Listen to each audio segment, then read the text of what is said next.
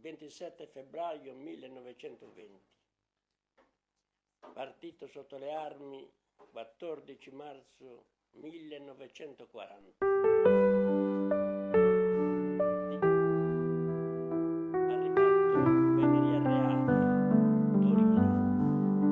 In un tempo di guerra e di dolore, nonno Antonio partì con coraggio nel cuore. Normandia, il suo destino segnato tra bombe e fiamme, mai si è arreso.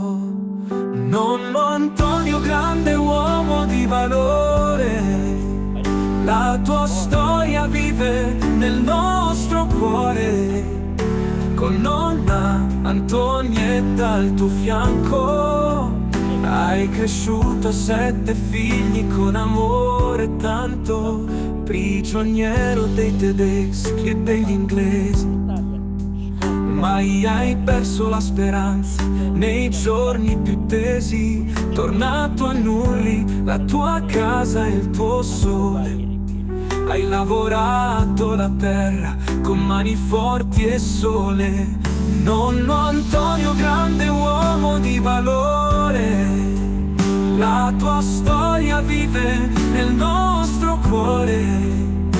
Con nonna Antonietta al tuo fianco hai cresciuto 7 figli con amore tanto.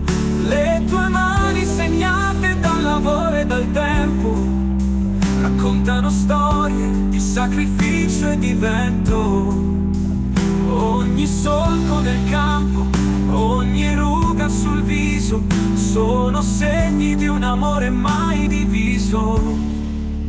Ogni mattina all'alba nei campi a lavorare, con sudore e fatica, senza mai vacillare, hai insegnato ai tuoi figli il valore del sudore e l'importanza di vivere con onore.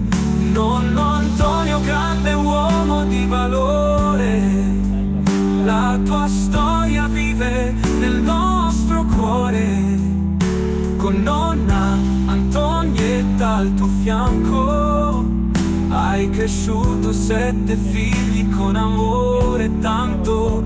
Le serate d'inverno intorno al focolare raccontavi storie di un tempo lontano e amare, ma nei tuoi occhi brillava sempre una luce, quella della speranza che mai si riduce. Nonno Antonio, grande uomo di valore, la tua storia vive nel nostro cuore. Con nonna Antonietta al tuo fianco hai cresciuto 7 figli con amore tanto. Ora riposi, ma il tuo spirito è qui, in ogni sorriso, in ogni sì. Antonio, nonno caro, ti ricordiamo così, con amore e gratitudine, per sempre qui. Nonno Antonio, il mio eroe, nonno Antonio, il mio eroe. Incendiari, quando erano colpiti, perché i tedeschi sparavano,